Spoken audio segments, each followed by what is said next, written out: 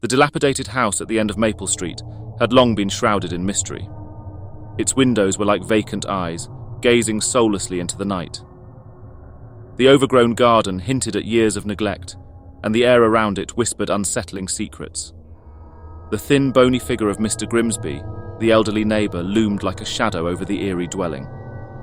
As the townsfolk whispered tales of a curse and a malevolent spirit haunting the house, curiosity got the better of a group of adventurous teenagers on a moonless night. The bravest among them, a girl named Mia, suggested they test the legends by ringing Mr. Grimsby's doorbell.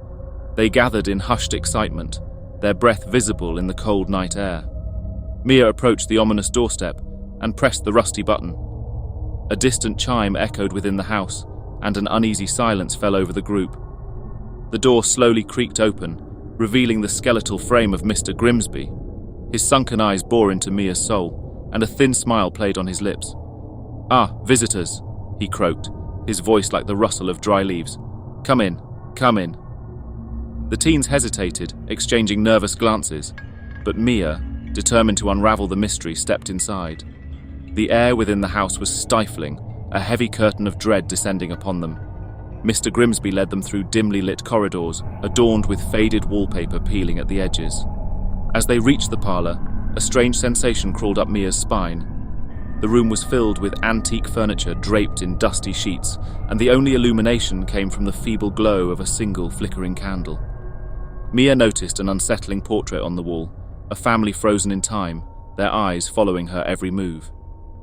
"Make yourselves comfortable," Mr. Grimsby said, gesturing to the aged furniture.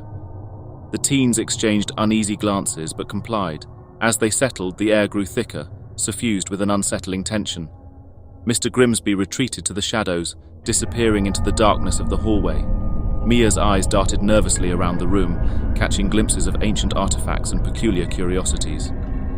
The silence was shattered by a distant, haunting melody, a tune that seemed to seep from the very walls. Suddenly the doorbell rang, its sound echoing through the desolate house. The atmosphere shifted, and Mia's heart pounded in her chest.